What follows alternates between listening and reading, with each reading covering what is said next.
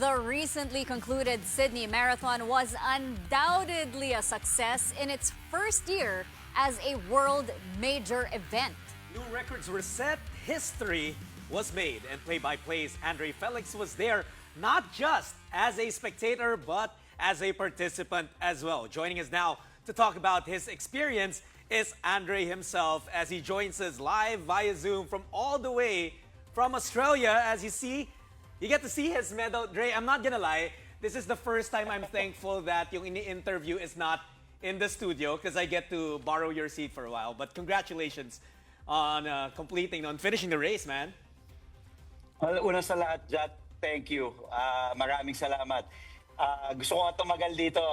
Confident ako kasi nandiyan ka naman. And sabi ko, basta si Jat yung nakaupo, okay lang kahit tumakbo ko ng 100 kilometers. I appreciate that. Yeah, go ahead, Ray. No, thank you. No, you will just to answer your question. Sobrang nakakapagod. Right now, we're with Pawi's tita, si Tita Bambi, and we're on our way back to the city. Nasa Melbourne na kami. We flew in this morning from Sydney. And of course, I was here in Australia for the Sydney Marathon. The first time na naging world major siya. It was a thrill, it was an honor, it was everything I expected. Napakahirap niya. But yun. Kwento mo yung Ano yung tanong mo? preparations Sorry. mo. Inaraw-araw mo yun eh. Well, hindi ko alam kung alam mo, nakikita ni Cheska kasi yung pagod ko, minsan kahit Monday pa lang. Of course, as we all know, hindi naman sa pagmamayabang, I'm thankful. I have 3 shows sa Kapatid Network. Good Morning Kapatid in the morning, play-by-play at night, pag weekdays and weeknights. Tapos Frontline Pilipinas weekend, Saturday, Sunday. So 7 days. So juggling that along with the training, I started April when A6 told me, oh, may slot ka sa Sydney Marathon. It's hard to pass upon. Sabi ko, do I have enough time?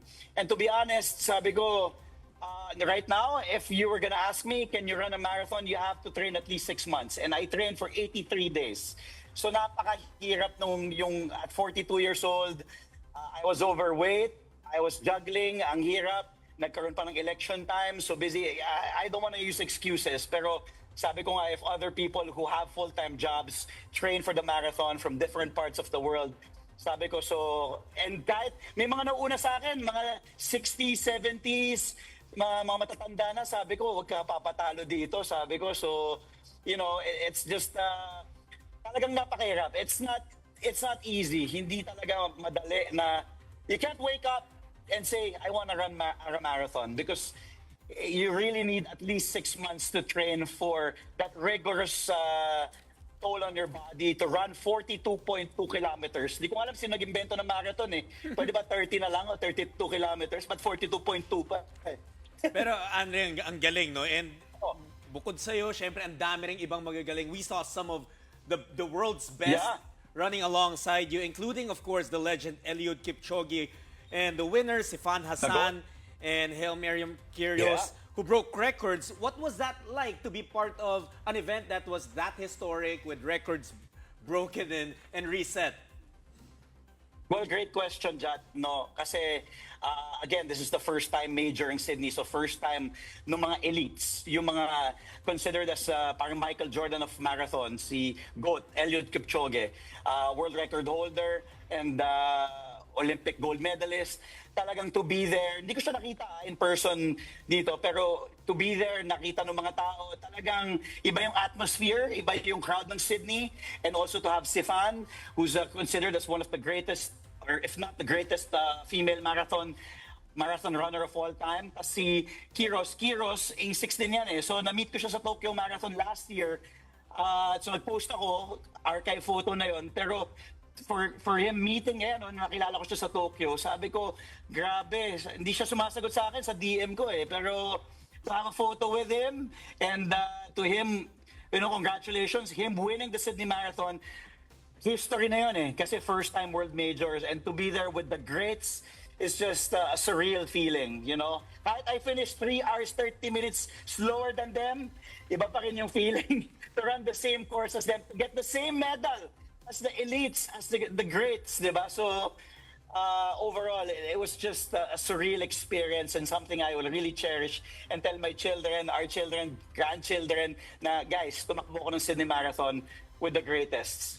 Speaking of the crowd in Sydney, maraming Filipinos na nandun, both runners and Sobra. spectators alike. So can you please talk about the importance of the Filipino presence at an event as big as this? Well, check yung runners. Doon si Coach Rio also ran. Si Coach Rio de la Cruz ran Rio, one of the godfathers of Philippine Marathon, di ba, sa running sa Philippines. Nag-gather siya, mga 400 Filipino runners yun nandun. Tapos ang daming mga Pinoy talaga from different parts of the Philippines. Sa Visayas, sa Mindanao.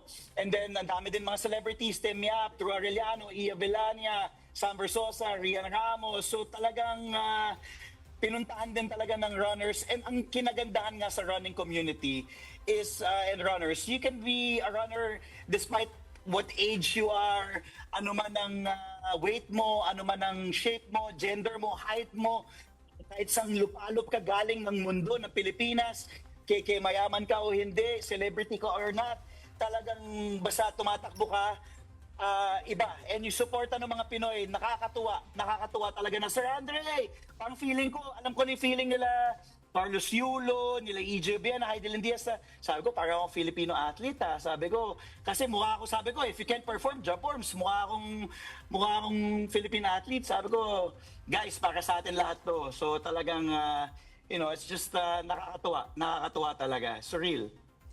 Okay, well, sinabi ko nga sa'yo, run fast, run far. And pakita mo na yung medal mo before we say goodbye to you. Show your medal again. Congratulations, Andre. Makikita mo to, check sa Zoom ngayon, in person, susuting ko to for 1 year. Sabi ko 2 weeks, gawin na natin 1 year, susuting ko to. So, kaya nakatago hindi sa suit ko, suot ko na to, the whole time. Sana si Pawi pa rin katabi mo instead of the medal, no? Si Pawi, katabi ko. Si Pawi, the best siya. Kung pwedeng bigyan ng medal, sabi She nga, deserves it. talagang, grabe, sa lahat ng stops. You need water, you need power bank. Grabe yung suporta din talaga ni Pawi. So si Pauline Verzosa, talagang lavi. Grabe talaga. Alright. Ito, fina-flashlight ako ngayon. Hi, Pawi. All right. Ayan. Thank you so much, Andre, for joining us tonight. Maraming salamat. Play-by-play, Maraming salamat. Andre Felix, joining us live from Australia.